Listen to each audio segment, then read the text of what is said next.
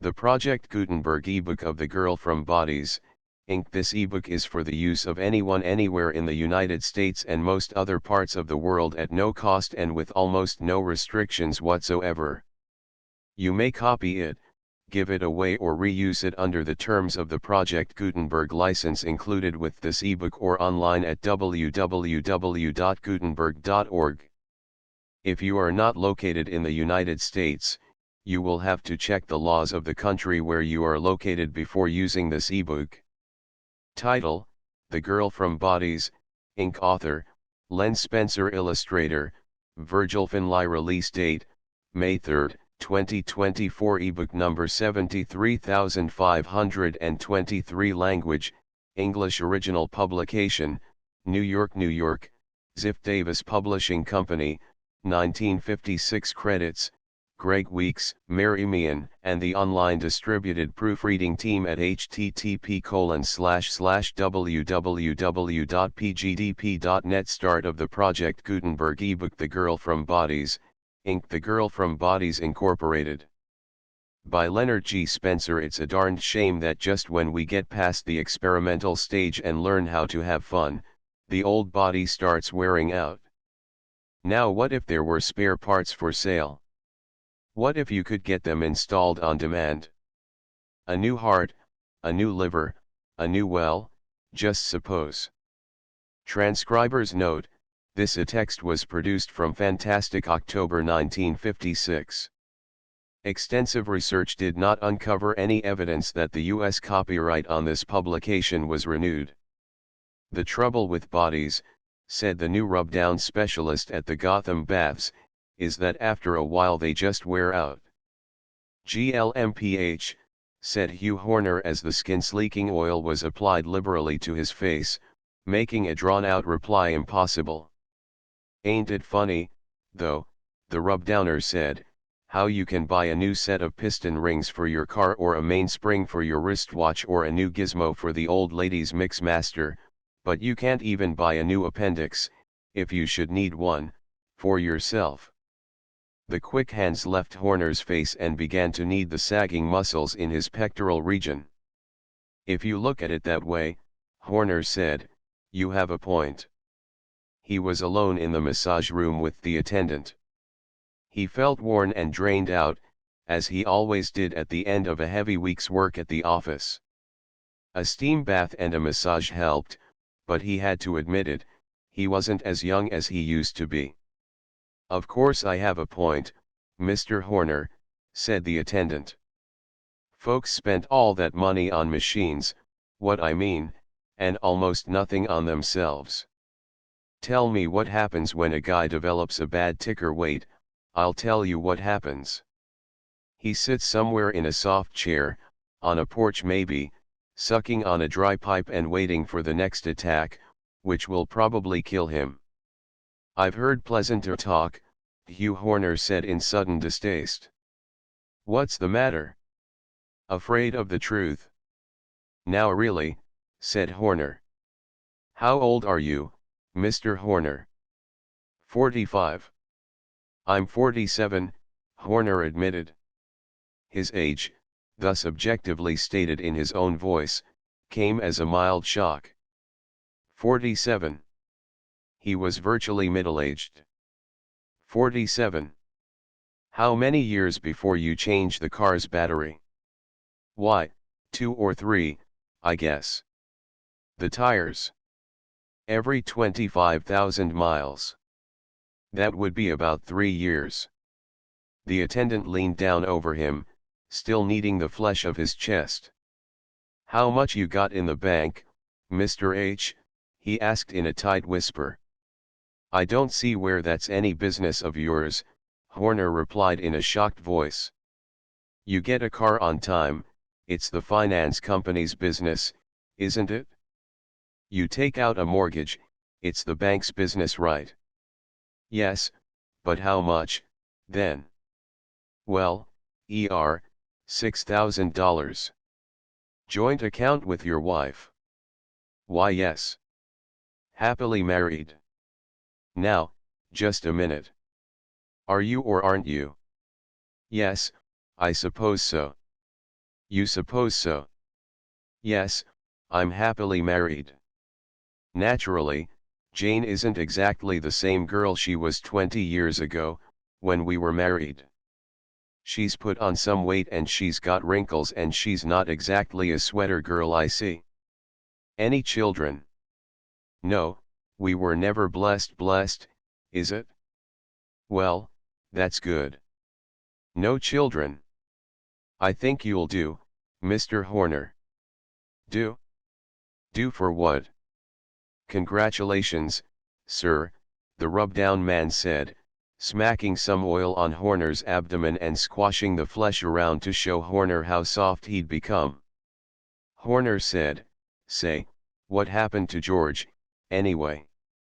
George was Horner's usual attendant at the Gotham baths. George wised up.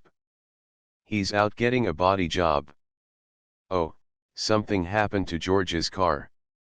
"Not his car." "I'm afraid I don't understand." "He's getting a body job," said the attendant. "He's getting a new body." The hands went slap slap against Horner's abdomen. He could hear the attendant's heavy, regular breathing. "Ha ha," he said. "You're pulling my leg. I just now explained you said George was out getting a new body. That's a joke, isn't it?" "It's no joke to George. It's costing him $4,000, all the money he has. But he thinks it's worth it. Wouldn't you?" "A new, body, you mean?" "Yes. To start life at age 25 again, aware of all your mistakes, your shortcomings. You're all right," Horner said finally. "That's enough. I've been lying here and listening because I've had no choice, understand? But you've worn that joke out, fellow. I wish you'd stop." The masser mumbled something under his breath, then said, "Well, that does it on the front side. Care to roll over?" "Yes," said Horner dutifully, and did so. He thought, funny, the way this bird delivered that new body pitch. Such a straight face. So utterly serious, almost as if he were interviewing me. The silence stretched. Horner regretted having asked the attendant to stop his yarn about new bodies. He finally said, in defeat, "About what you were saying you want an appointment." "That's what I'm here for." "An appointment? With whom?" The attendant wiped his hands on a large towel and tossed its twin to Horner. From somewhere, he plucked a neat white business card and gave it to Horner. The card said, "Bodies Incorporated. By appointment only." There was a telephone number and an address out on Long Island. There was nothing else. "$3,000 is what it will cost you," the attendant said. "You're lucky it's a joint account you have." $3,000, gasped Horner. "For what?" "For a new body, naturally. 25 years old and in sound health. Fit as a pin, you're guaranteed that. I think it's a bargain." "But $3,000, what kind of car you drive?" Horner told him. "Buy it brand new." "I never buy second-hand cars," Horner told him haughtily. "Then it cost you damn near as much as a new body is going to. What are you complaining about?" Horner clucked an answer and then was told he could go to the locker room and climb into his clothing. He tipped the usual 50 cents, showered, dressed in his street clothing. He did all this, trying not to think about what he had heard, but the more he tried not to think about it, the more he did think about it. Calling himself a fool, he returned to the massaging rooms. He poked his head inside the room in which the new man had given him a rub-down. An attendant with a stocky build and shell-rimmed glasses stared out at him, squinted myopically, and smiled. "Evening, Mr. Horner," he said. It was George, who had given Horner his weekly massage every week for the past 5 years except tonight. "Why, you're here," blurted Horner. "Sure am, sir. Wondered why you were late. Go ahead and undress, now. I'll reserve your usual table." "But I just had my massage." "Oh," said George, trying to make his voice sound indifferent.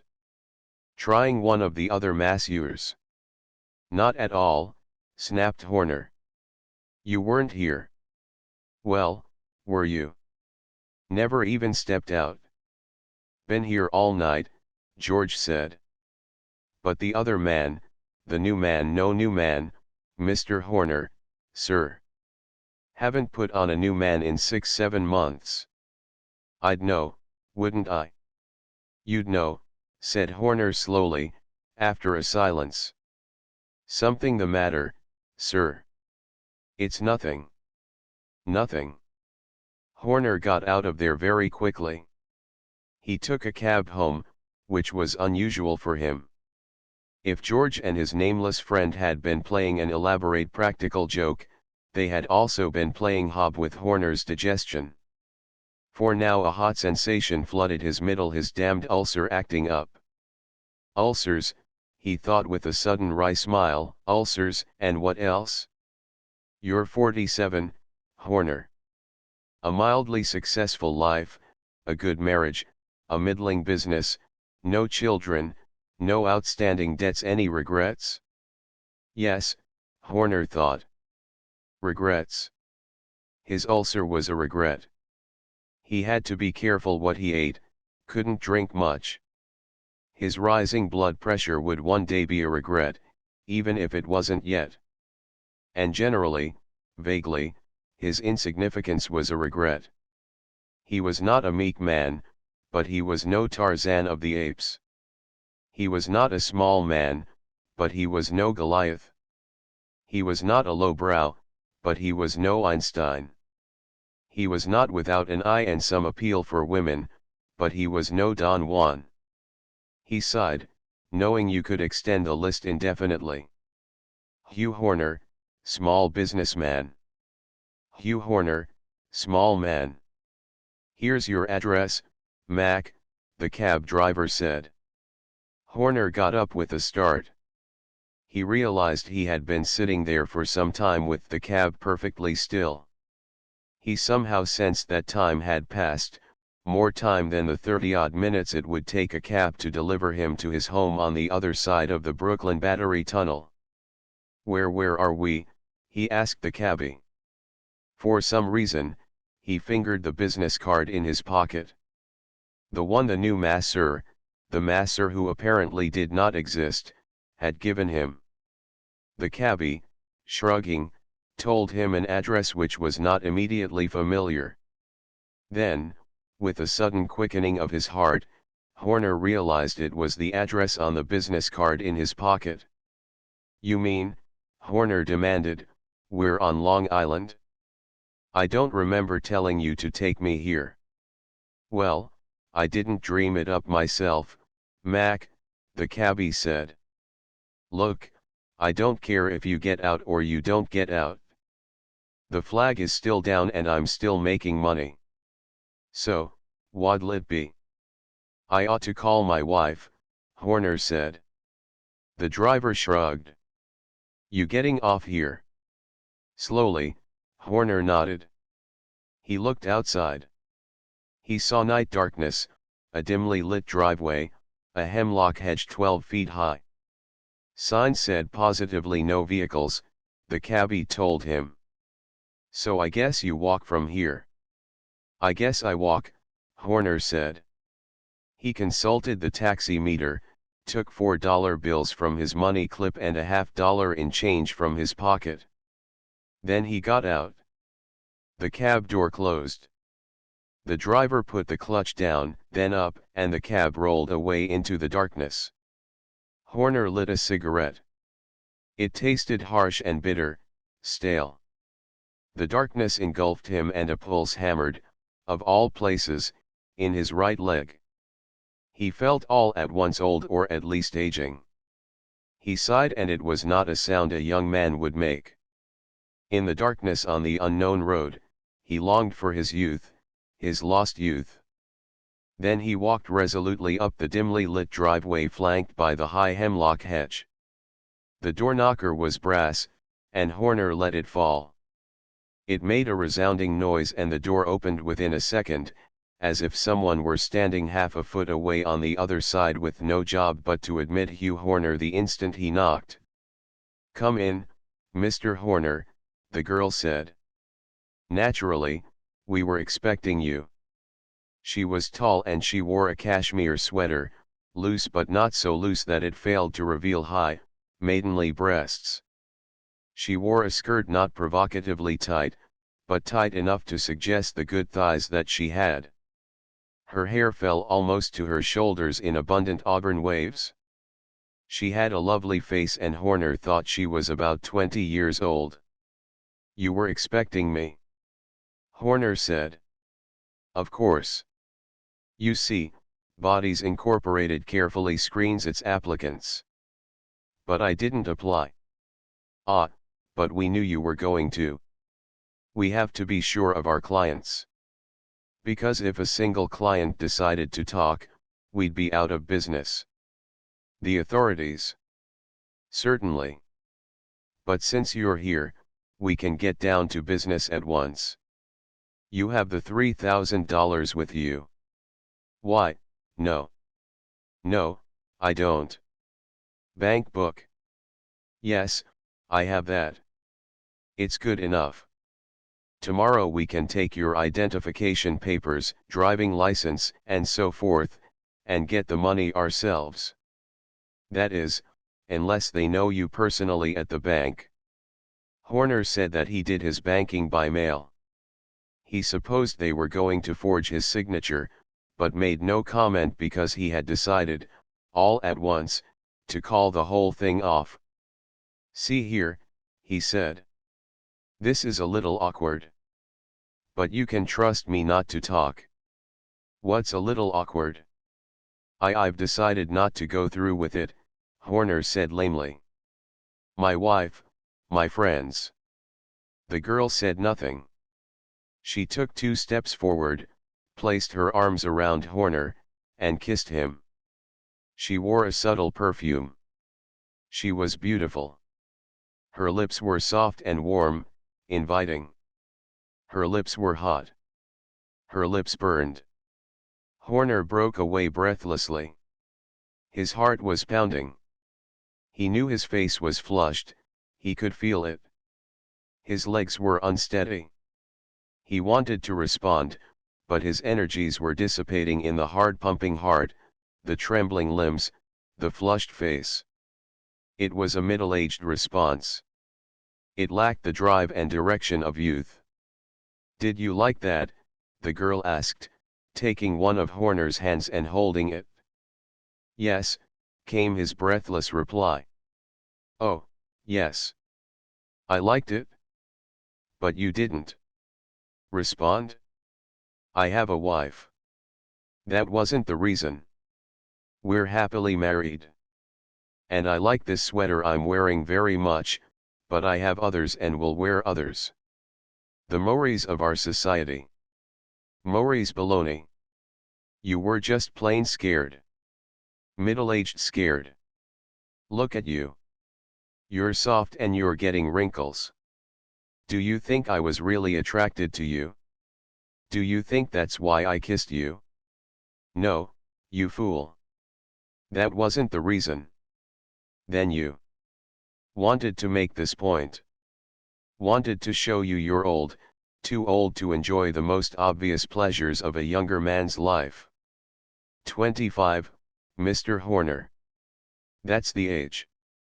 The age not of boyishness but of mature youth. 25. The perfect age for you, and you know it." She smiled at him. It was a deliberately sexy smile, a come on, an invitation which Horner, under the circumstances, had to decline. "Are you convinced," she said, "that I'm not as young as I used to be?"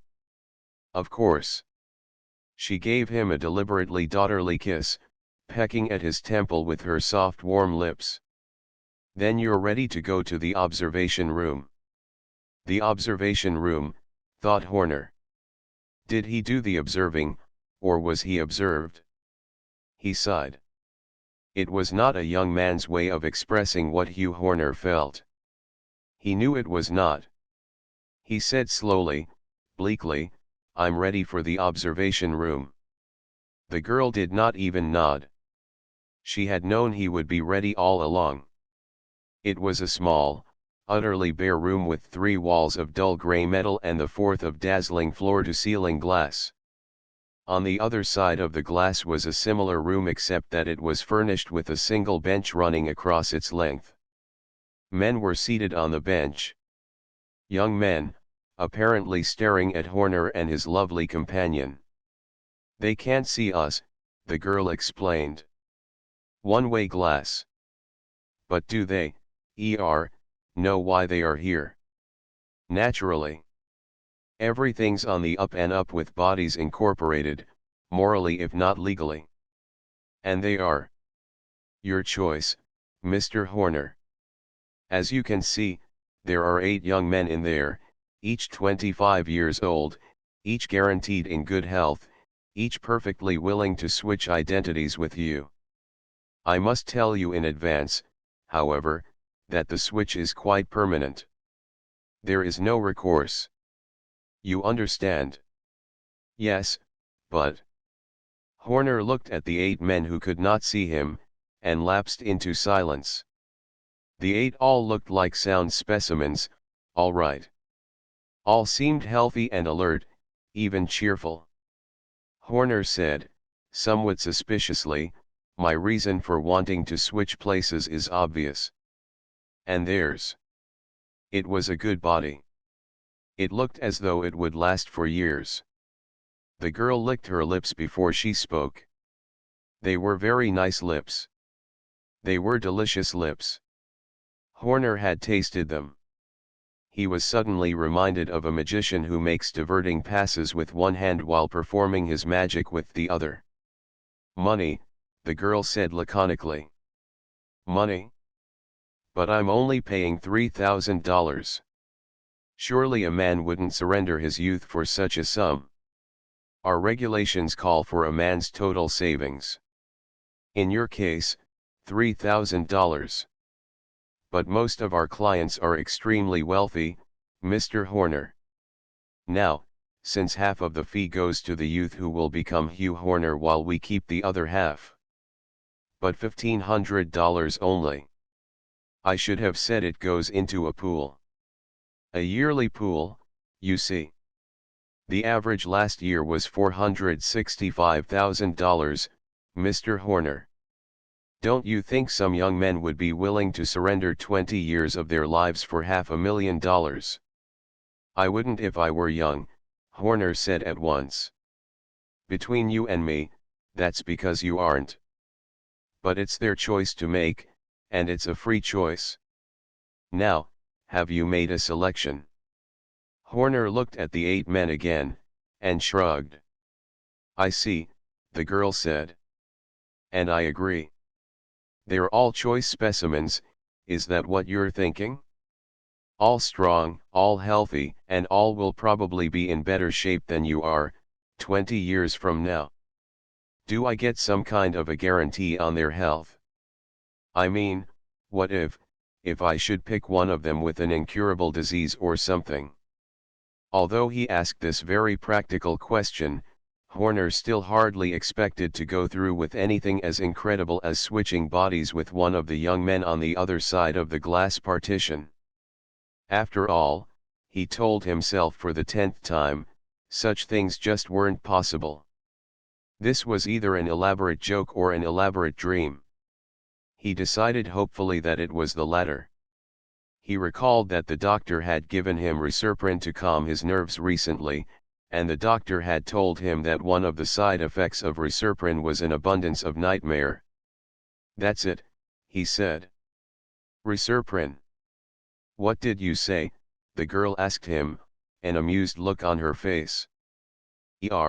I said, "that one's fine," Horner blurted, pointing at random at one of the men on the other side of the glass partition.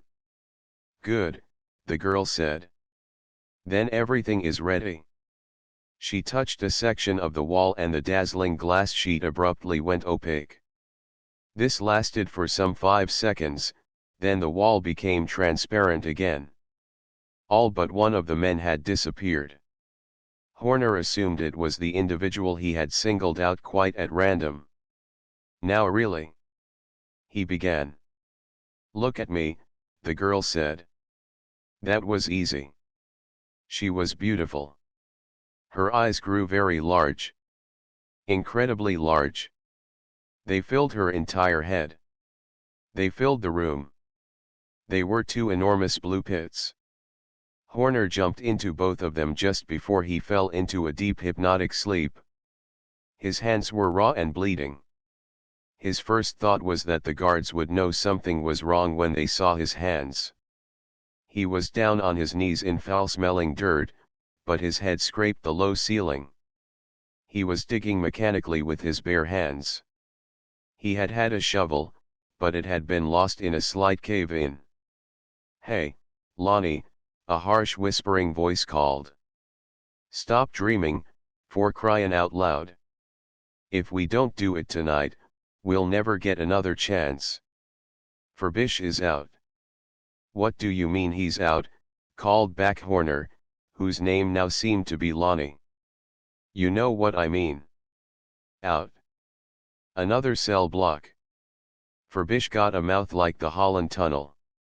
What I mean, if he ain't here to cash in on the deal, he's gonna spill it. And fast. How you comin'?" "I'm digging," Horner responded. "I'm digging, and digging." He was doing that, all right. The work should have been tremendously tiring, should have exhausted Hugh Horner in his run-down 47-year-old body. But he found it almost exhilarating. He looked at his hands. Dirty hands, and bloody. But larger than they should have been. Horner had had small hands, almost delicate hands. He dug and dug, thinking. Either it was another resurgent dream or he wasn't Hugh Horner. Then was he the man whom he'd selected more or less at random? But that wasn't possible, for the man in question had been in the Bodies Incorporated establishment on Long Island unless, somehow, that had merely been a projected image of the man, like three-dimensional television. Then, where was he? "Want me to take over, Lonnie?" demanded the harsh whisper. For the first time, Horner realized that it was not close by. It was a loud whisper and it came from a considerable ways off. Wanting time to think, Horner said, "Yes. All right." He backed out of the tunnel slowly, awkwardly, his body stiff. Stiff, but not painful. Hugh Horner's limbs would have ached terribly in this cramped position, but Lonnie's did not. Lonnie scurried more rapidly now backwards and not minding it at all out of the tunnel. The walls of the tunnel, Horner observed, were of bare soft earth. If his elbows or knees struck them, some of the earth sifted down, and sometimes a rock. He had the sudden impression that the tunnel had been dug over a considerable period of time with crude implements or by hand. Finally, Horner emerged into a small square room. There were 2 bunks, one over the other, he observed as he stood up. The walls were bare plaster. There was a sink and a lidless toilet. There was a small mirror. Only 3 of the walls were plaster. The 4th consisted of a grim row of vertical bars. He was in a prison cell. He gazed about wildly. He wanted to scream. He didn't understand how this could be, but understanding was decidedly secondary. He looked at his bloody hands. It was his own blood, Lonnie's, that is, but it was symbolic to him. A man was sitting on the edge of one of the bunks, smoking. He was watching Horner. He was a short man with immense shoulders. He wore gray denim, and Horner did not have to be told it was a prison uniform or that his clothing was identical. Somehow, Horner had traded places identities with a convict. "'Smatter, Lonnie. What you staring at?" "Nothing. Nothing, I guess." Horner went on staring. The other man's name was Jake. He knew that all at once. He knew other things. Other memories came flooding back, not his memories. Lonnie's. Because he was Lonnie now. His mind was numb. Numb. He was Lonnie Lionel Overman, and he was in jail on a 20 to life rap. His behavior, the river of memory told him, had not been exemplary. It would not be 20 years. It would be life. What am I in for?" he demanded in a soft voice, for that particular memory would not come. "You're kidding," the man named Jake said. Horner went over to him and grabbed his denim shirt with dirt and blood-caked hands. "I asked, what am I in for?" "Hey, take it easy," Jake growled. "Don't get yourself in an uproar. We got other things to think about." "Tell me," Horner said grimly. Jake looked at him. Jake had the widest shoulders Horner had ever seen. Probably, Jake was incredibly strong.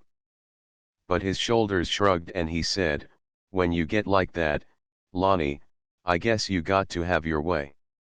He added one word. He added, "Murder." "Murder," Horner said slowly. "Hell, yeah, murder.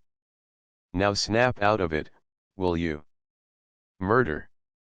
Why didn't they electrocute me? You was young at the time. 20, I think." "Hey, what's the matter with you? Will you leave go the shirt so I can go down there?" "Yes," Horner said. "Yes, of course." There was more on the river of memory now. There was Jake. And Lonnie Overman Horner. And a man named Furbish, another convict. For 18 months they had been digging. Digging. The entrance of their tunnel was concealed behind the toilet. For 18 months they had kept a model cell and inspections had been only cursory. 18 long months. And tonight, according to the missing Furbish's calculations, they were ready to strike pay dirt. Which, naturally, would make Furbish very bitter. Because now he wasn't with them. Furbish had been transferred to another cell block when the 3-man cells had been converted to 2-man cells. Furbish was a bitter, brooding fellow to begin with.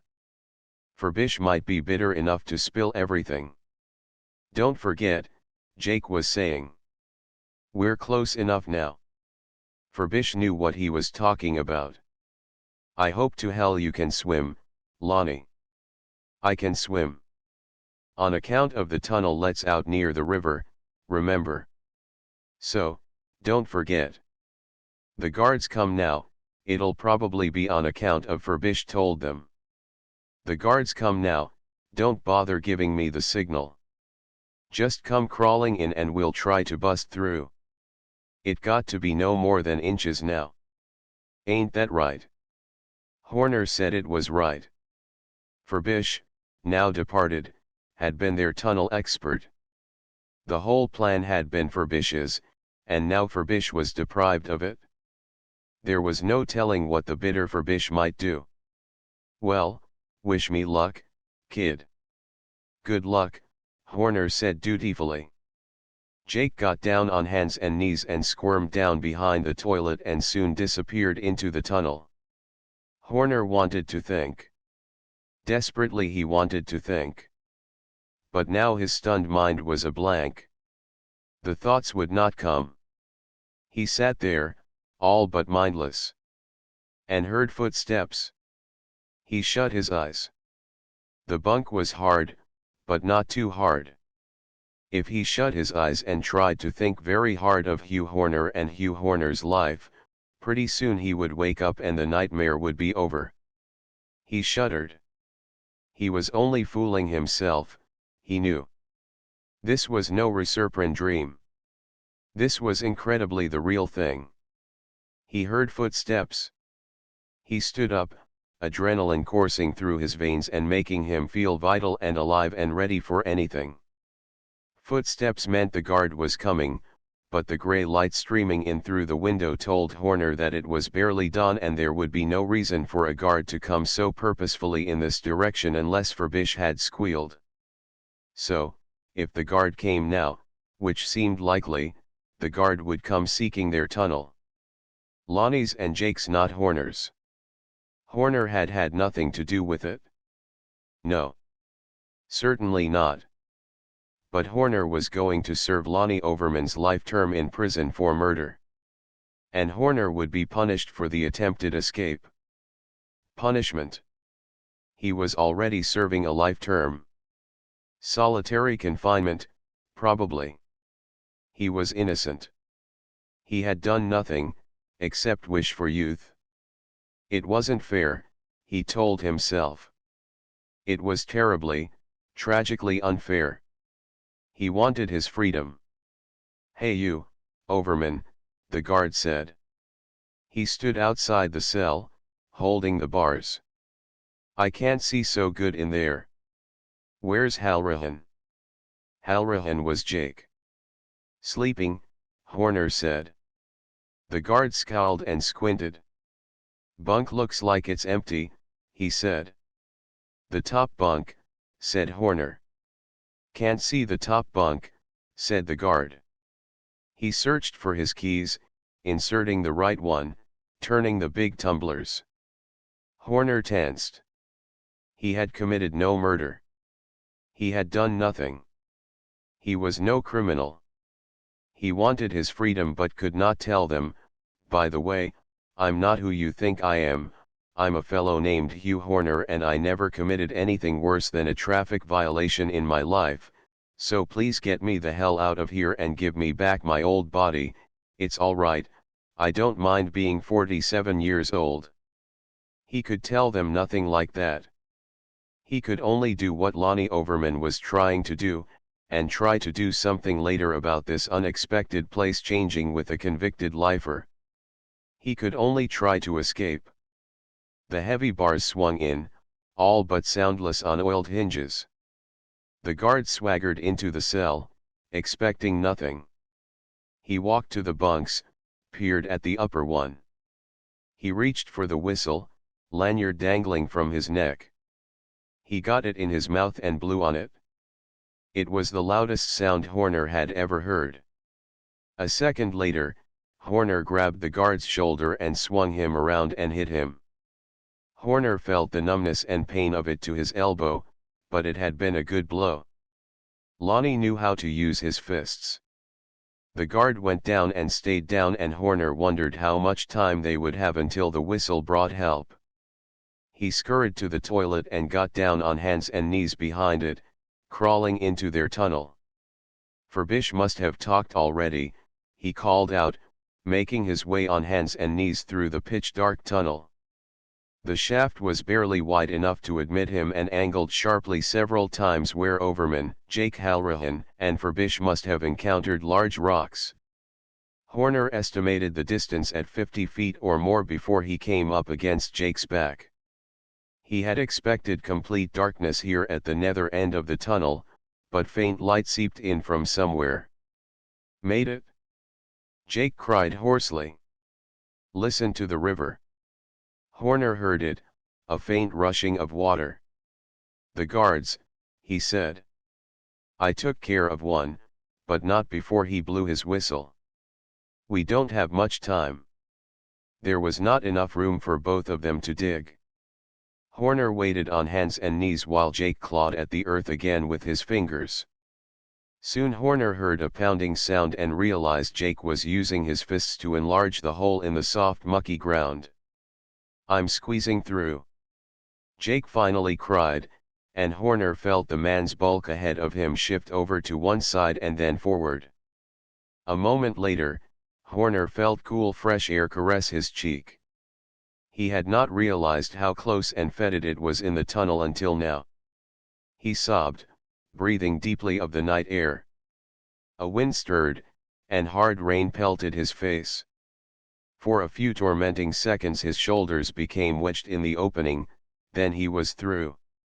Suddenly there was no footing and he rolled over and over down a steep embankment, taking loose earth and stones with him. He came to rest very close to the river. The water sounds were much closer now. "We made it, bucko," Jake said in a low, jubilant voice. "We made it?" Just then a siren wailed above them and the night gloom was punctuated by a quick swinging search beam. Horner looked up quickly, knew the light would never spot them down here because of the hill. But the tunnel was something else again. Armed guards could be expected through the tunnel momentarily. "Do we wait, or beat it?" Jake said hoarsely. "What do you think?" Horner called over his shoulder as he got up and bounded down to the river. The bank was steep here, he took 4 splashing strides and had to swim. The water was icy, the current swift. Horner took a look over his shoulder, saw Jake wading more gingerly into the water as the mouth of the tunnel suddenly erupted in a bright flash of light that illuminated everything. "Stop or we'll shoot," a voice cried, and Horner let the current take him, his head twisted back so he could see. Jake, the fool, had not yet allowed the water to take him. He was still standing, still floundering uncertainly in the shallows, when the flashlight beam at the mouth of the tunnel caught and held him. "Stand perfectly still, you!" Jake shouted a curse and splashed into deeper water. He did not get far enough to swim. There were 3 explosive sounds and 3 flashes of light brighter than the searchlight and Jake threw his hands into the air, spun completely around and staggered back toward the embankment. Shuddering in the cold, Horner kicked easily with his legs. He'd already removed his shoes. He was careful that his kicking did not break the surface. He changed to a safe underwater scissor and a breaststroke, swimming silently, unseen. He was an innocent man in a killer's body, but could never prove that. He had to get away. There were 2 of them, a voice called behind him. And another, louder, "You out there. Stop or we'll shoot." It was meant to scare him, they couldn't possibly see him. Nevertheless, Horner's heart almost stopped when he heard a volley of shots. Then, in the silence that followed, he felt a momentary sorrow for Jake Halloran, who was either dead or a prisoner again. But his case and Halloran's were different. Halloran had been duly convicted for some crime, Horner was innocent. He swam, and grew gradually numb with cold. He became aware of a stronger current, surrendered himself to it and was borne along. The voices had faded behind him, there had been only the first volley of fire, then silence. He could not judge how far he had gone, nor did he know the geography in the vicinity of the state prison. In all probability there would be a 3-state alarm out for Lionel Overman, which now meant for Horner. He had to hurry. The first false light of pre-dawn had faded.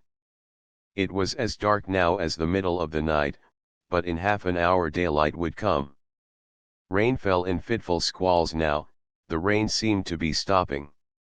Horner had never been so cold in his life. He thought hours had passed, but knew that was impossible because dawn had not yet chased the night. He shivered and broke for shore in an agonizingly slow crawl. He dragged himself out of the water and lay there, gasping, panting, still shivering. After a while he got up. The sullen sky seemed brighter across the river now, dawn was coming. He had to get away. He had to get out of his telltale prison denims before it was fully light, or he would never get out of them at all. Very faintly he heard the wail of the prison siren. Slowly he walked up the muddy embankment, then set out in a southerly direction. The rain came down harder now, as if determined to make things as miserable for Horner as it could. He came to a fence. It was barbed wire and it meant people weren't far. He decided to climb the fence, parting the top two strands and going through. He found himself in a pasture. Something big and blocky loomed ahead, a barn. At least he could sleep there for a few hours. He would be comparatively safe if he could find a place up in the loft somewhere, but of course that would be delaying the inevitable, for if he waited till night he would still be within siren distance of the state prison. He lifted the lock bar cautiously and let the big barn door swing out. There was a faint protest of rusted metal and Horner allowed a full 2 minutes to pass before he went inside. The cattle smell was strong. A cow lowed uncertainly off to his left, but he could see nothing. He passed a smaller door, not meant for cattle, and the smaller door was not locked. He smiled as it swung on its rusty hinges in the rain and the wind. If anyone was about, that would explain the other hinge noise. Meanwhile, Horner was ravenously hungry. He would eat anything, even cat-leafed. He stumbled suddenly, reaching out awkwardly to right himself. A bucket clanged against wood, and he froze. Then, not 10 feet above Horner's head, a sleepy girl's voice said, "Go back to sleep, will you, Caleb honey? It wasn't nothin'. I heard someone down there." "It wasn't nothin', Caleb honey," the girl repeated. "One of the cows kicked into somethin', is all. Put your arm back around me, Caleb love, there Caleb, ah Caleb." I still thought. "I Caleb. I swear, boy, what is the matter with you? My old man will be up into the barn a few minutes from now and all you can do is talk. Caleb Wilson, if you don't, ah." The gloom inside the barn was less complete than it had been outside, only moments ago. Rain drummed on the roof as Horner groped slowly forward, found the foot of a ladder which probably went up to the loft. The boy named Caleb and the farm girl were up there and, from the tone of their conversation, probably undressed. Horner needed Caleb's clothing. He wondered for a moment if it would be telltale farm clothing, a pair of jeans and a flannel shirt, perhaps. He couldn't get very far in New York with that, not when an alarm was out for an escaped convict. But if Caleb had come a-courting in his Sunday best. The sounds above his head made Horner blush furiously as he mounted the ladder one slow rung at a time. The wood creaked and Horner froze, but the sounds of love did not abate. Horner could see blacks and grays now, charcoals but no pale grays and whites of day. Suddenly, he was in the loft. He stood there, wanting to breathe hard but barely daring to breathe at all. From the sound of their breathing, Caleb and the girl had abandoned themselves completely. Hay crunched underfoot, and Horner froze in his tracks, crouched there. But Caleb and the girl were beyond hearing. He could not see them, he was very glad that this was so. His sense of privacy had already been violated in a shocking fashion, both from their point of view and from his. They made animal sounds.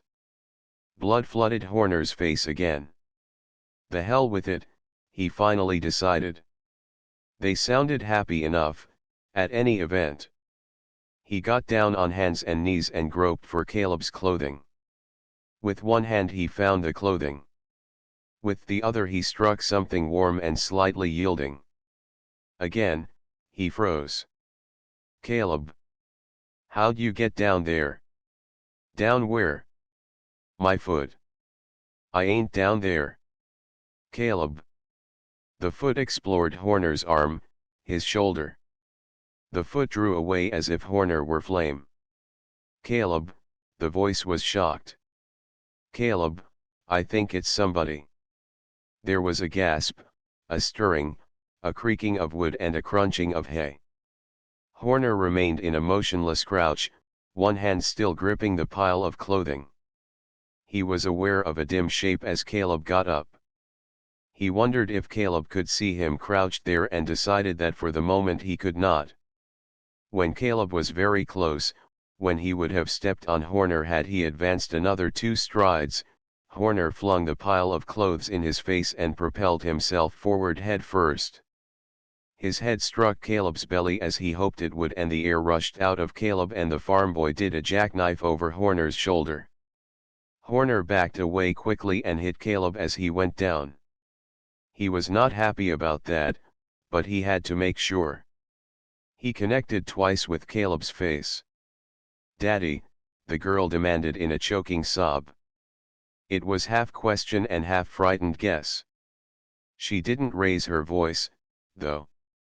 And she would not raise her voice, on the chance that it was not Daddy, and Daddy, maybe, would not hear. Because she was as much afraid of Daddy finding her here with Caleb as she was afraid of Horner. "Just be quiet and you won't get hurt," Horner whispered. "Who are you?" Instead of answering, Horner commenced stripping off his prison denims. He changed into Caleb's clothing while the girl administered to her lover, stroking him and cooing at him in the growing light. Horner could see the clothing now. It was shirt and loud tie and farm catalog suit, and while Horner never would have picked these particular items for himself out of choice, they would get by in New York without too many second glances. "Got a car?" Horner asked. "Daddy has I mean Caleb." "Why yes, sir. He come in a pickup truck." "Where are the keys?" Horner asked. "But you ain't a talking where are the keys. You're wearin' them in your left-hand pocket, I think." Horner checked the pocket. The keys were there. "Where's the truck?" he asked. "Round behind the barn. You take the lane there over to the fence. On the other side of the fence, but it's Caleb's uncle's truck, mister." "I swear, he'll tan Caleb's hide if you will," said Horner righteously, and then felt foolish. He ought to. Then he heard Caleb sighing, knew the boy would be all right. He also knew that he would be safe in the pickup truck for at least an hour or so. For the girl wouldn't dare tell her father, at dawn, coming from the barn, that Caleb's pickup truck had been stolen. And even Caleb had a problem. Apparently it was some distance back to his uncle's farm, and there was still the problem of accounting for his absence in the night. Horner went down the ladder quickly, and out of the barn. It was still raining outside, but dawn light had finally come. Abruptly, Horner flattened himself against the wall of the barn. He'd heard something. Footsteps squelching through the mucky pasture. A big burly man went by, and Horner waited 10 seconds before he dared to move again. Then he found the lane behind the barn and marched along through the mud until he reached the 3 strands of the barbed wire fence, parted them and went through. He had come several hundred yards and now saw the truck ahead of him. He wondered if he dared start the engine with the farmer so close. He decided he had to chance it, swinging up into the truck and inserting the key in the ignition. Moments later, he was driving through the rain. The lane took him to a 2-lane blacktop which led to a concrete highway heading south for the city. Grimly, Horner clung to the wheel. It was still quite early and almost no traffic was on the road. Horner expected pursuit almost momentarily. Miraculously, he was in Brooklyn. He still couldn't believe it. He had driven the pickup truck down through the rain to the northern outskirts of the Bronx, where he'd parked it near a subway station. A series of subway rides had brought him through the Bronx and Manhattan to Brooklyn, where he lived with Jane. He thought his trail was covered quite well. There was something hearteningly anonymous about a subway passenger. The rain had stopped. The time, on a bank clock, was 11:15. The bank was around the corner from where the Hugh Horner lived. Horner's steps became swifter. he had already decided to see his wife. Jane must have been frantic, he told himself. Naturally, Horner couldn't just barge in on a wife now apparently twice his age and announce himself. In the first place, she wouldn't believe him. In the second, there would be the element of shock. In the third, he was still wanted by the police as Lonnie Overman. Horner shrugged. He would have to barge in on her. He had to get off the streets, or sooner or later he would be spotted as the escaped convict. Every couple married 20 years, and moderately happy, Horner told himself, had certain shared secrets. Given time and the opportunity, he could prove his identity to Jane beyond the shadow of a doubt, new body or not. He reached their apartment building and went into the lobby. He stood there longer than was necessary, for the self-service elevator had already come down. He studied his reflection in the lobby mirror. The clothing was a pretty good fit, but the suit was a cheap sharkskin in a loud plaid, and the tie was a clashing polka-dotted affair. "You look just great," Horner told his reflection. But he had to admit he was not really sorry. He was young again, strong and healthy, and not bad-looking in a dashing, devil-may-care way. Despite Lonnie Overman's troubles, the face was one used to smiling. Horner could see that. It was a strong-looking face, and the eyes, which Horner had expected to be furtive, were frank and bold. The furtive look, then, belonged to Overman's personality, and Overman's personality no longer inhabited Overman's body. Whatever happened, Horner was suddenly determined to keep this good, sound, healthy body. A lifer in prison, Overman did not need it. Whereas Horner, he shut the thoughts off. There was no predicting the future, no sense raising his hopes, only to have them dashed, sundered, when the law overtook him. He entered the elevator, went up to the 4th floor, walked uncertainly along the hallway. Suddenly, he was frightened. Could he explain the situation to Jane? It hardly seemed likely. It was asking a lot of anyone. How could Jane believe the wild story he would tell her? How could he? Horner shrugged, and jabbed a finger against the bell button. He waited a few seconds, hearing no response inside the apartment. Perhaps Jane was out. Perhaps, even now, she was down at the police station, tearfully describing Horner to the policeman on duty. "But officer, I can't imagine what could have happened to him. He was always so punctual." All at once the door opened. Standing there staring at Horner was Hugh Horner.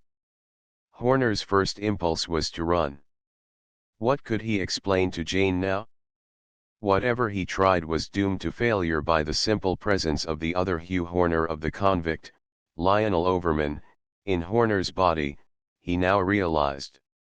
He should have expected it.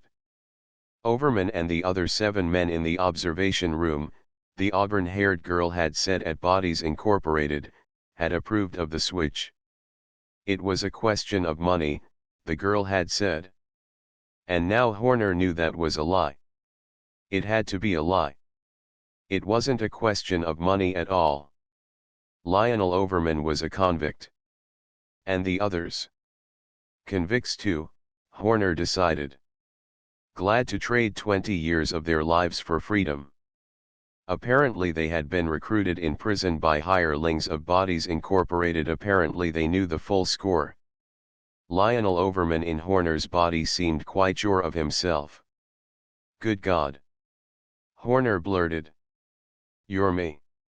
You have my body." Horner's, that is.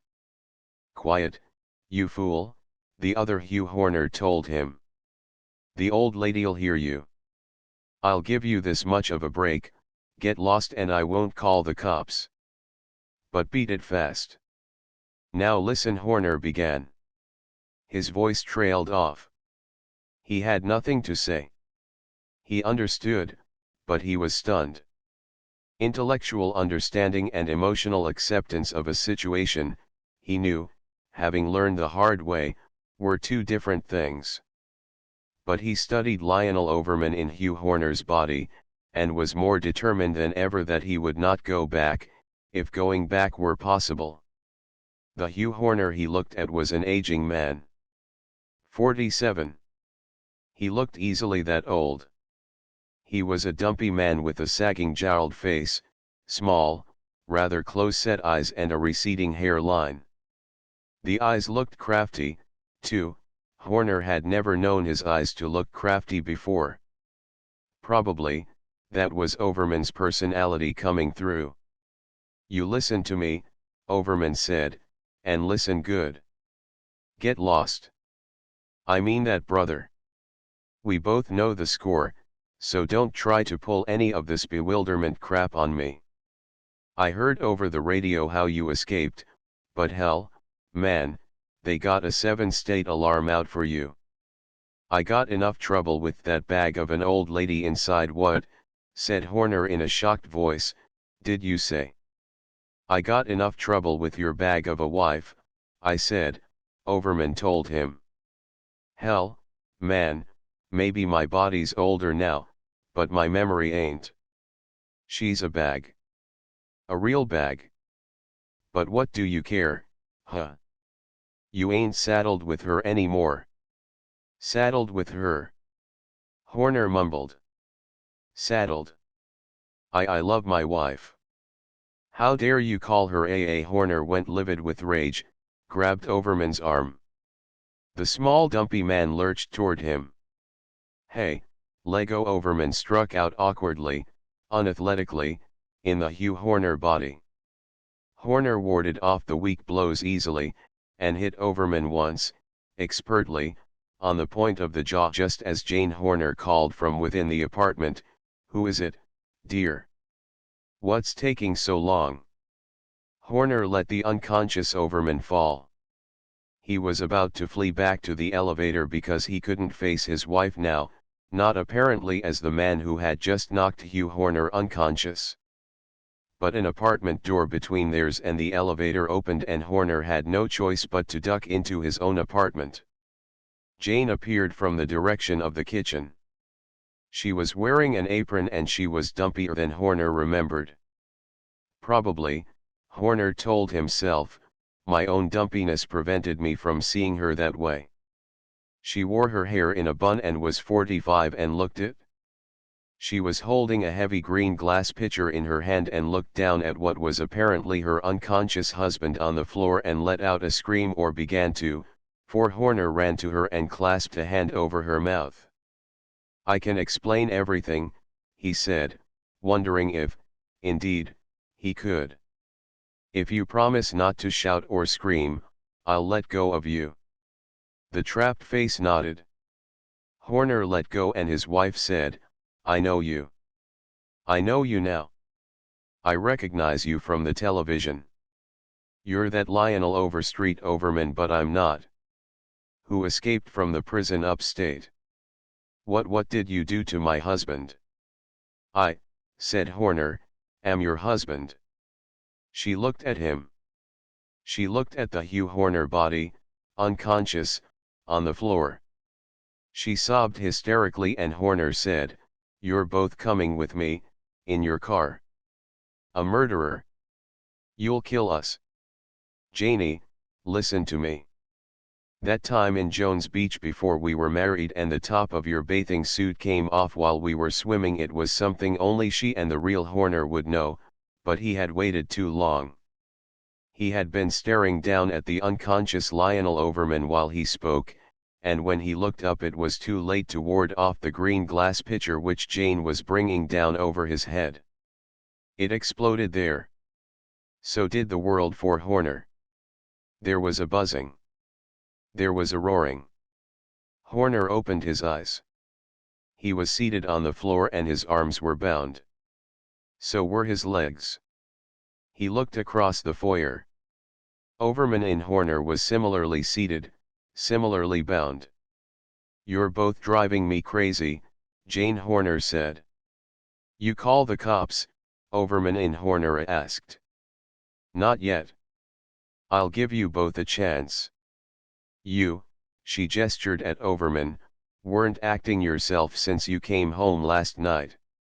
You acted well cruel. That's the only way I can describe it. Of course he wasn't acting himself, Horner in Overman said. Because he isn't me. That makes sense, don't it? Overman sneered. And you wouldn't say don't it, Jane told him. And you, she said to Horner, when you let go of me I knew I was going to hit you with the pitcher and I couldn't stop it, even when I wanted to when you said that about Jones Beach. We were alone, my husband and me. But how could you be my husband? You don't look like him. You're young enough to be my son. Ask him, Horner said, pointing at the bound Overman, ask him about Jones Beach. Horner smiled grimly, waiting. His own memory of Overman's life was only fair and spotty and certainly not very good on particular details. Overman's of his would be the same. What happened at Jones Beach before we were married? Jane asked Overman. 20 years ago. How the hell should I remember? He remembered, said Jane in a bewildered voice, pointing at Horner. Ask him about our honeymoon, Horner suggested. Where did we go on our honeymoon? Atlantic City, Overman in Horner said triumphantly. How long did we stay? 2 weeks. Who, Jane asked, was in the hotel room next door? Who remembers a thing like that? Overman said after a while. Horner grinned. I do, he said, and named some old friends of theirs. Jane made no comment, but asked other questions. They became increasingly intimate, and Overman could not answer most of them. But Horner, of course, answered them all. Finally, Jane said, I don't know how it can be. Her eyes were filling with tears as she looked down at Overman. You're my husband. You should be. But you don't know the things he would know. It's impossible, but you're not. Her voice trailed off. She turned to Horner. While you're just a boy. You don't look anything like my husband, but you know all the things he knows. Quickly, Horner told her. Overman tried to confound the incredible story with acid comments on its impossibility, but Jane heard Horner's words and, when he had finished, she went to him slowly and untied him. She looked at him and said, also slowly, you're my husband. I know you are. I know it now. But you're young. I can't keep you saddled. That's just what he said, Horner said. But you'll want your freedom, won't you? Hell, said Horner, no. I have a better idea. Bring the car around, Janie. We have a lot to do. But this man who looks like he comes with us, Horner said. He chafed his wrists and ankles and went inside quickly and soon returned with a Luger pistol, a memento of his army days in Germany during the Second World War. Get up, he told Overman, then realized he could not. Untie him, he told Jane. She did so. Overman got slowly to his feet. Try anything and you'll regret it, Horner said. Don't go for the car, Janie. We'll all three go for it together, Overman in the middle. Horner rammed the Luger into his jacket pocket and took hold of Overman's arm, steering him for the door. They went into the hall together, and into the elevator. Jane flanked Overman nervously on the other side. The elevator was not empty. A couple named Shapiro from the 6th floor was in it and Jane smiled at them. Horner jabbed the Luger against Overman's ribs and Overman gave them a weak smile too. Horner nodded at them in a friendly fashion. Then they were all outside, and the Shapiros went their way. The car? Horner asked his wife. Where is it? Down the block, she said, and they began walking. Horner's grip on Overman's arm was like iron. He was much stronger than the little middle-aged man, and both of them knew it. But Overman was desperate, and they both knew that too. They got into the car. "You drive," Horner told his wife. Overman sat between them and Horner told Jane to head out to Long Island. It would be a long drive and Horner knew he would have to watch Overman every mile of the way. An hour later Horner said, "Turn there." He was surprised that he remembered the way. It had all seemed dreamlike in the taxi. "What are you gonna do?" Overman asked. "Try and change back, that it?" Horner shrugged. Actually, he did not know. He was playing the rest of it by ear, but if there was an answer anywhere, it would be at Bodies Incorporated. He did not answer Overman, but told Jane to ignore the no vehicles sign and drive up the lane alongside the high hemlock hedge. They all got out of the car together. Horner took the lugger from his pocket now. There was no need to hide it, no reason to take chances.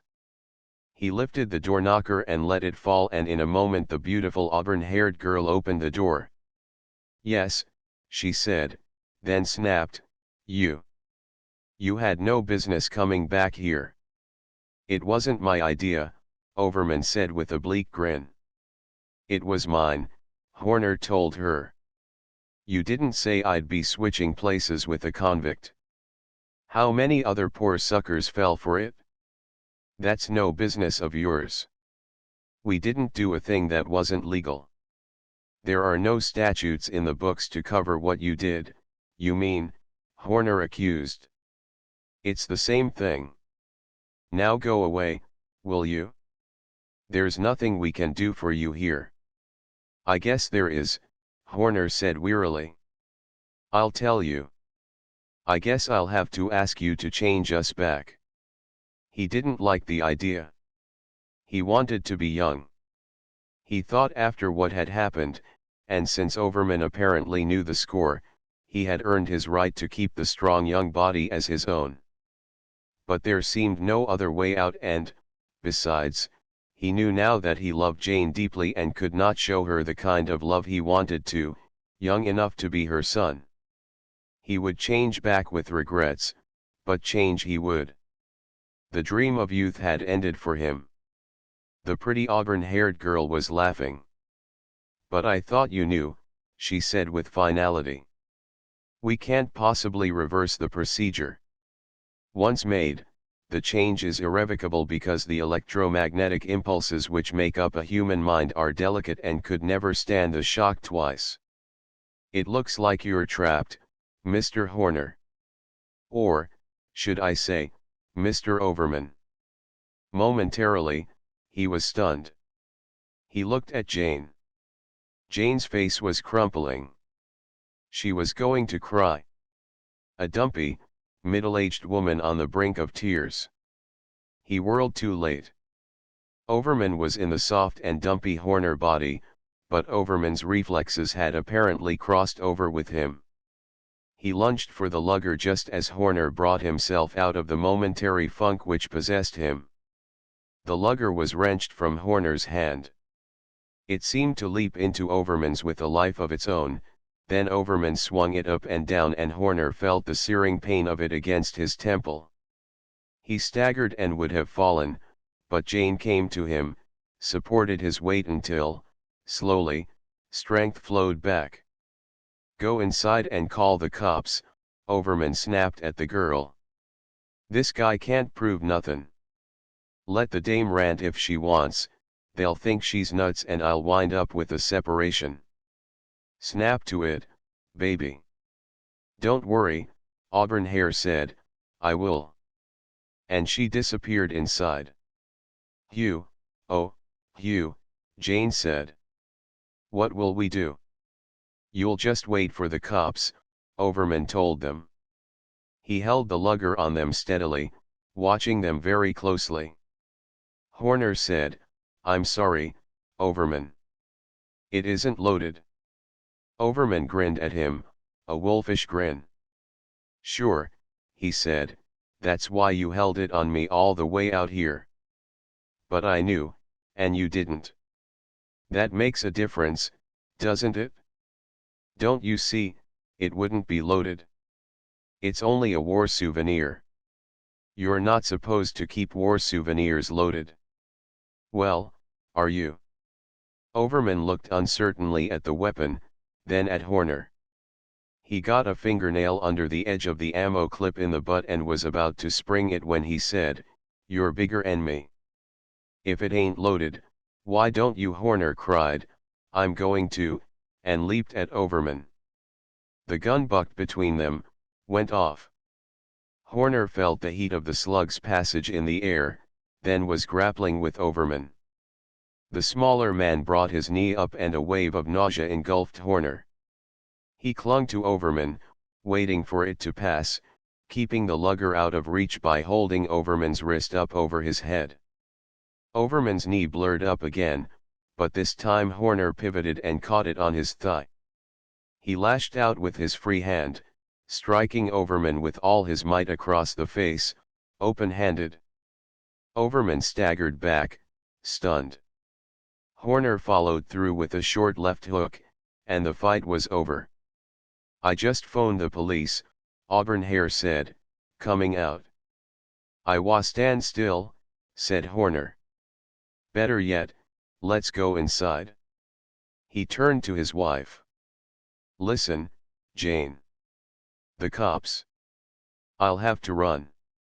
There's no way of proving well, you know. But I want you to come with me. I love you. I couldn't go with you. Like this. Twice your age. I don't want you to. You like this girl's looks? She's very pretty now." "Wait a minute," shrieked Auburn-Hair. "You wait. I don't know how many suckers you trapped in convicts' bodies. You deserve whatever you get, like, for example, losing 20 years. Jane said, but what is wrong with growing older the way we're growing older?" "Nothing," Horner told her quietly, "if we'd allowed ourselves to live. But we didn't. We just existed, always promising to do the things tomorrow, the things we always wanted to do which somehow we never got around to. If you live, there's nothing wrong with growing old. But we haven't lived. And now Jane darling, we have a second chance. Jane, will you?" She looked at him. There were tears in her eyes. "Yes," she said finally. "Oh, yes, Hugh." Horner gave Jane the lugger. "Take her inside," he said. "I'd better get Overman." The girl said, "You'll never get away with it," as Horner lifted the unconscious Overman to his shoulder and entered the house. "I've already called the police. They're on their way." "Then we have nothing to lose," Horner said. "If you don't work fast, I'll kill you. You understand?" She looked at his face, studying him. She began to tremble. "But I don't want to be old," she wailed. "And I didn't want to be a convict, and neither did all those other men, whatever prisons they're in now. Get a move on." There was a room. 2 tables and machinery. Jane got on one of the tables, Auburn-Hair on the other. Auburn-Hair was crying softly, bitterly. It was, Horner knew, just retribution. Probably, it was the only retribution ever meted out to her. "We'll have to run for it, maybe the rest of our lives," Horner told Jane. "You want to? With you?" "Yes, yes." Crying, Auburn-Hair told him what to do. Distantly, sirens were wailing. Horner activated the switches. He looked at Auburn-Hair. "Jane," he said. "Are you Jane?" She smiled at him radiantly. She was beautiful. "Yes," she said. "Yes, Darling. At Jones Beach he began. You got the bra of my bathing suit but wouldn't give it back to me, she said, and flushed. Okay, now let's hurry. Outside. The cops are almost here. Wait a minute, Jane said. I have a vague memory. She wouldn't tell you. Jane's body auburn hair and Jane was crying bitterly. It sounded as if she would go on crying forever. Overman was still unconscious. It's like fingerprints or retinal prints, the new Jane said. What is? Hurry up. An electroencephalogram. An EEG. Each person's is different. There aren't any mistakes, ever. I once had one in the army. Horner cried. I can prove all of this, as fantastic as it sounds. And there's this machinery.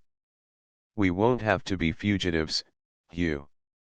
Yes, but, he smiled, I wanted to see the world. I didn't mind.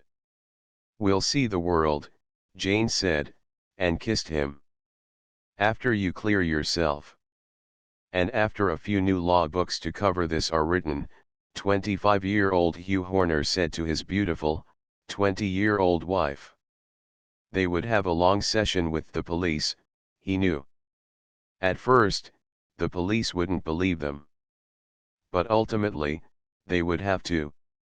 He remembered reading about a case in another state, in Wisconsin.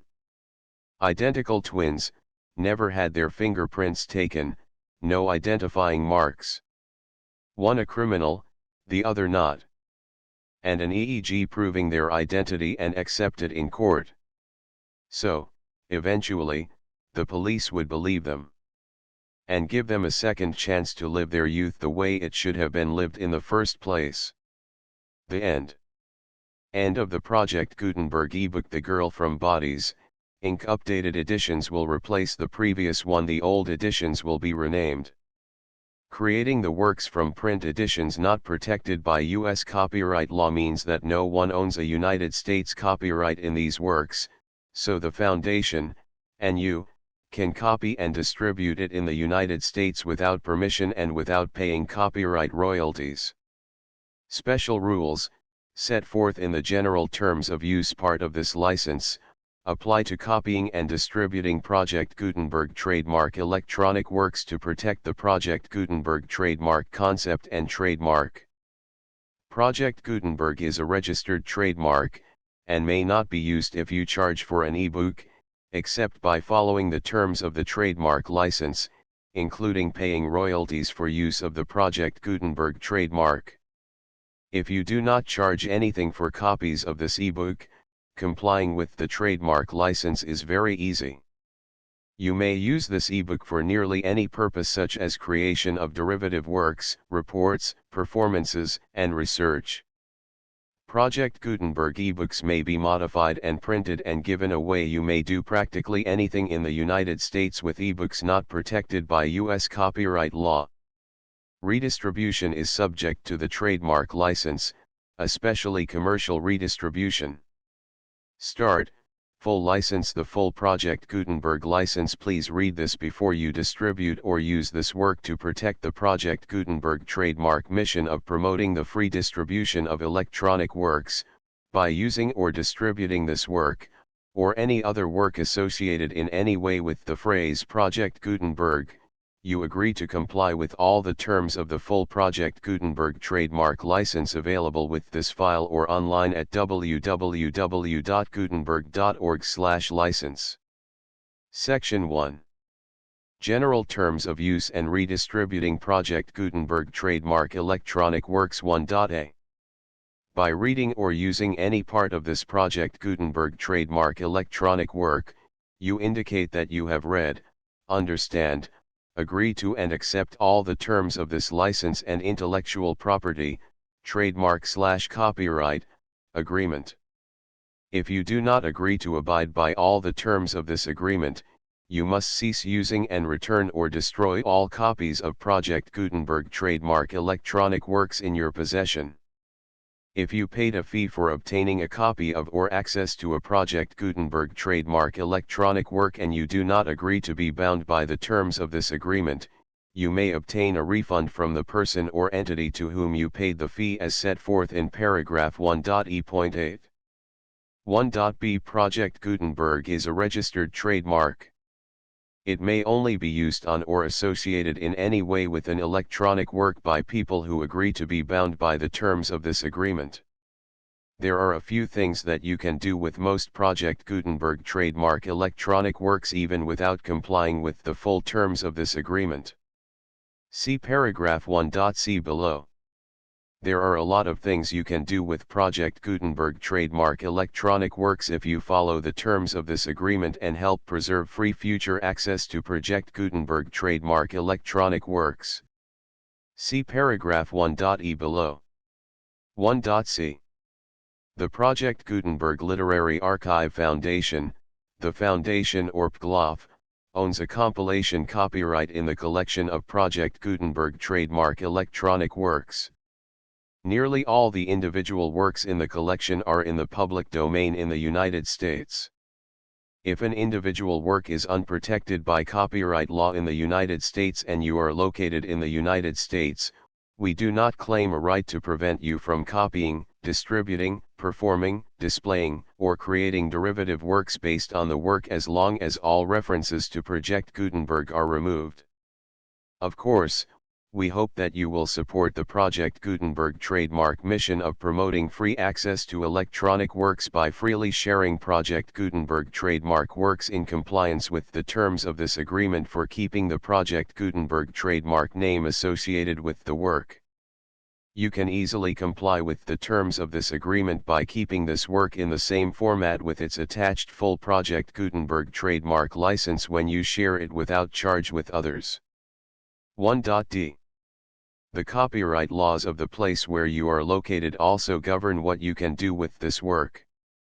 Copyright laws in most countries are in a constant state of change. If you are outside the United States, check the laws of your country in addition to the terms of this agreement before downloading, copying, displaying, performing, distributing or creating derivative works based on this work or any other Project Gutenberg trademark work. The Foundation makes no representations concerning the copyright status of any work in any country other than the United States. 1.e Unless you have removed all references to Project Gutenberg, 1.e.1.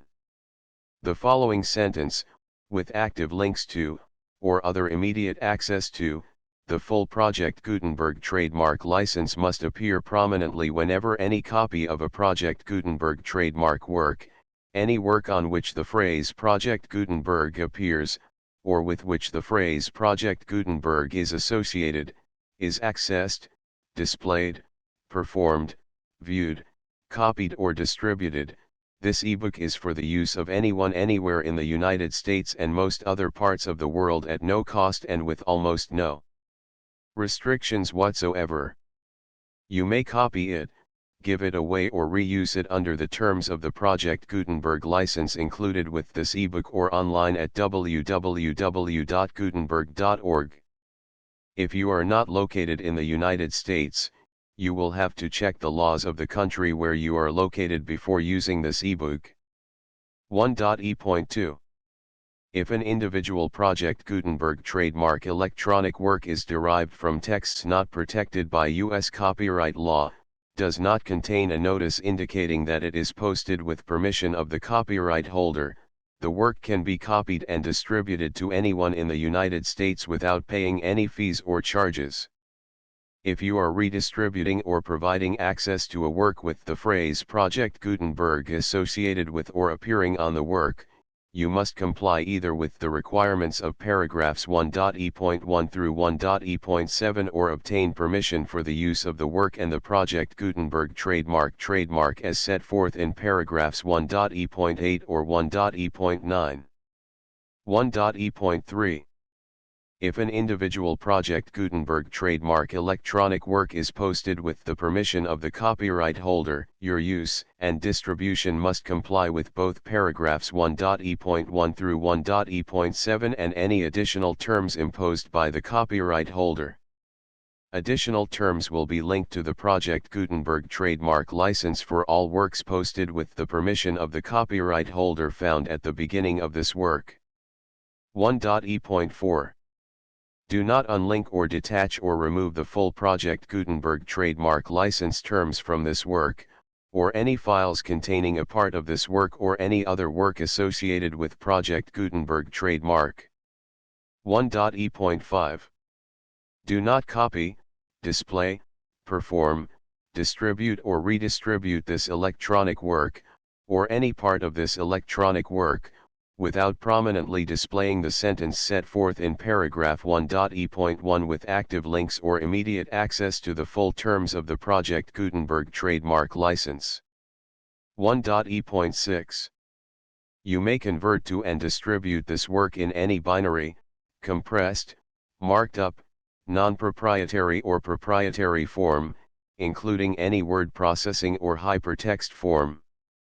However, if you provide access to or distribute copies of a Project Gutenberg trademark work in a format other than plain vanilla ASCII or other format used in the official version posted on the official Project Gutenberg trademark website, www.gutenberg.org, you must, at no additional cost, fee, or expense to the user, provide a copy, a means of exporting a copy, or a means of obtaining a copy upon request, of the work in its original plain vanilla ASCII or other form. Any alternate format must include the full Project Gutenberg trademark license as specified in paragraph 1.e.1. 1.e.7 Do not charge a fee for access to, viewing, displaying, performing, copying or distributing any Project Gutenberg trademark works unless you comply with paragraph 1.e.8 or 1.e.9. 1.e.8 You may charge a reasonable fee for copies of or providing access to or distributing Project Gutenberg trademark electronic works provided that, you pay a royalty fee of 20% of the gross profits you derive from the use of Project Gutenberg trademark works calculated using the method you already use to calculate your applicable taxes. The fee is owed to the owner of the Project Gutenberg trademark, but he has agreed to donate royalties under this paragraph to the Project Gutenberg Literary Archive Foundation. Royalty payments must be paid within 60 days following each date on which you prepare, or are legally required to prepare, your periodic tax returns. Royalty payments should be clearly marked as such and sent to the Project Gutenberg Literary Archive Foundation at the address specified in Section 4, Information about donations to the Project Gutenberg Literary Archive Foundation. You provide a full refund of any money paid by a user who notifies you in writing, or by email, within 30 days of receipt that he does not agree to the terms of the full Project Gutenberg trademark license.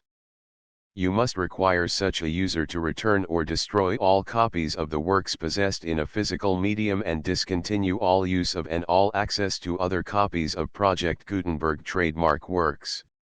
You provide, in accordance with paragraph 1.f.3, a full refund of any money paid for a work or a replacement copy, if a defect in the electronic work is discovered and reported to you within 90 days of receipt of the work. You comply with all other terms of this agreement for free distribution of Project Gutenberg trademark works. 1.e.9 If you wish to charge a fee or distribute a Project Gutenberg trademark electronic work or group of works on different terms than are set forth in this agreement, you must obtain permission in writing from the Project Gutenberg Literary Archive Foundation, the manager of the Project Gutenberg trademark. Contact the Foundation as set forth in Section 3 below. 1.f.1.f.1 Project Gutenberg volunteers and employees expend considerable effort to identify, do copyright research on, transcribe and proofread works not protected by U.S. copyright law in creating the Project Gutenberg trademark collection. Despite these efforts, Project Gutenberg trademark electronic works, and the medium on which they may be stored, may contain defects, such as, but not limited to, incomplete, inaccurate or corrupt data, transcription errors, a copyright or other intellectual property infringement, a defective or damaged disk or other medium, a computer virus, or computer codes that damage or cannot be read by your equipment. 1.f.2 Limited warranty, disclaimer of damages, except for the right of replacement or refund described in paragraph 1.f.3, the Project Gutenberg Literary Archive Foundation, the owner of the Project Gutenberg trademark, and any other party distributing a Project Gutenberg trademark electronic work under this agreement, disclaim all liability to you for damages, costs, and expenses, including legal fees. You agree that you have no remedies for negligence, strict liability, breach of warranty or breach of contract except those provided in paragraph 1.f.3. You agree that the foundation, the trademark owner, and any distributor under this agreement will not be liable to you for actual, direct, indirect, consequential, punitive, or incidental damages even if you give notice of the possibility of such damage. 1.f.3 Limited right of replacement or refund. If you discover a defect in this electronic work within 90 days of receiving it, you can receive a refund of the money, if any, you paid for it by sending a written explanation to the person you received the work from. If you received the work on a physical medium, you must return the medium with your written explanation. The person or entity that provided you with the defective work may elect to provide a replacement copy in lieu of a refund. If you received the work electronically, the person or entity providing it to you may choose to give you a second opportunity to receive the work electronically in lieu of a refund. If the second copy is also defective, you may demand a refund in writing without further opportunities to fix the problem.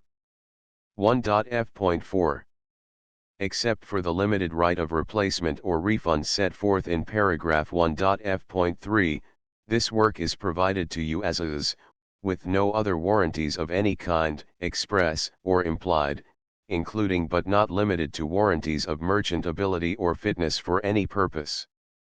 1.f.5 Some states do not allow disclaimers of certain implied warranties or the exclusion or limitation of certain types of damages. If any disclaimer or limitation set forth in this agreement violates the law of the state applicable to this agreement, the agreement shall be interpreted to make the maximum disclaimer or limitation permitted by the applicable state law. The invalidity or unenforceability of any provision of this agreement shall not void the remaining provisions. 1.f.6 Indemnity. You agree to indemnify and hold the foundation, the trademark owner, any agent or employee of the foundation, anyone providing copies of Project Gutenberg trademark electronic works in accordance with this agreement, and any volunteers associated with the production, promotion, and distribution of Project Gutenberg trademark electronic works, harmless from all liability, costs, and expenses, including legal fees, that arise directly or indirectly from any of the following which you do or cause to occur. A. Distribution of this or any Project Gutenberg trademark work. B. Alteration, modification, or additions or deletions to any Project Gutenberg trademark work, and C. Any defect you cause.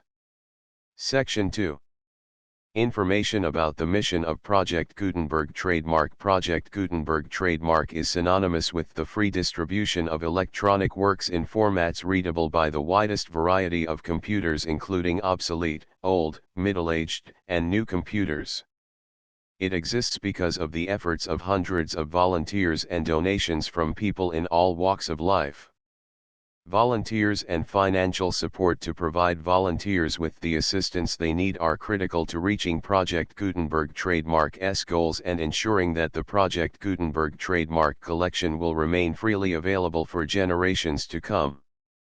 In 2001, the Project Gutenberg Literary Archive Foundation was created to provide a secure and permanent future for Project Gutenberg trademark and future generations.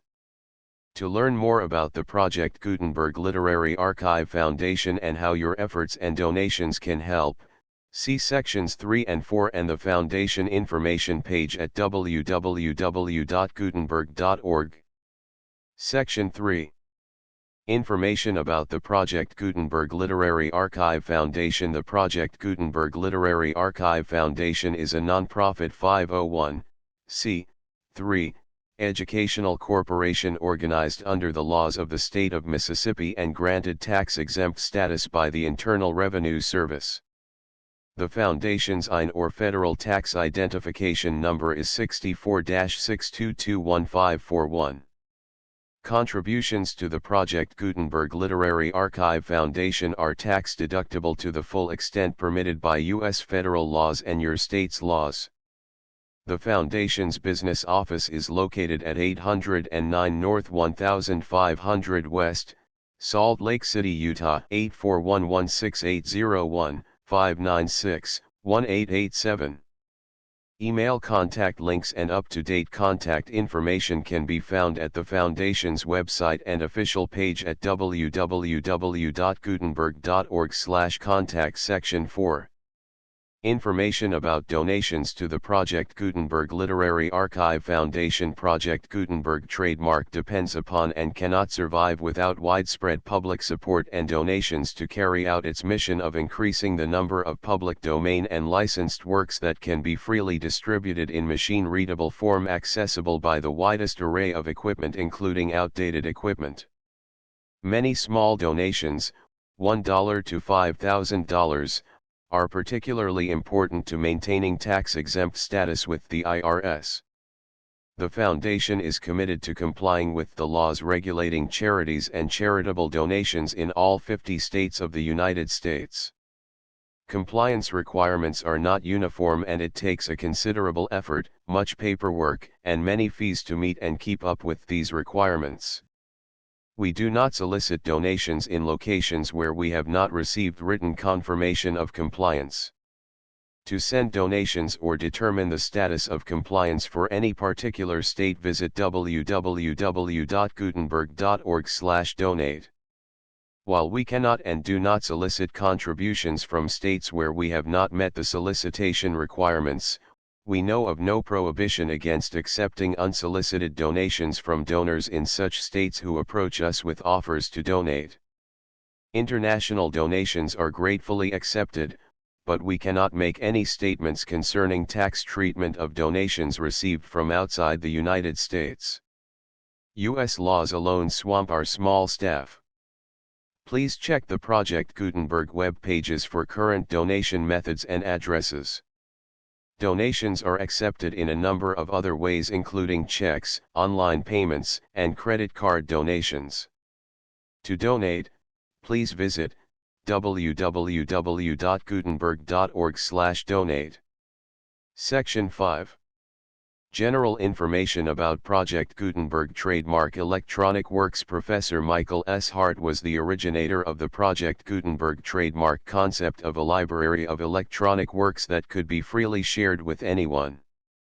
For 40 years, he produced and distributed Project Gutenberg trademark ebooks with only a loose network of volunteer support.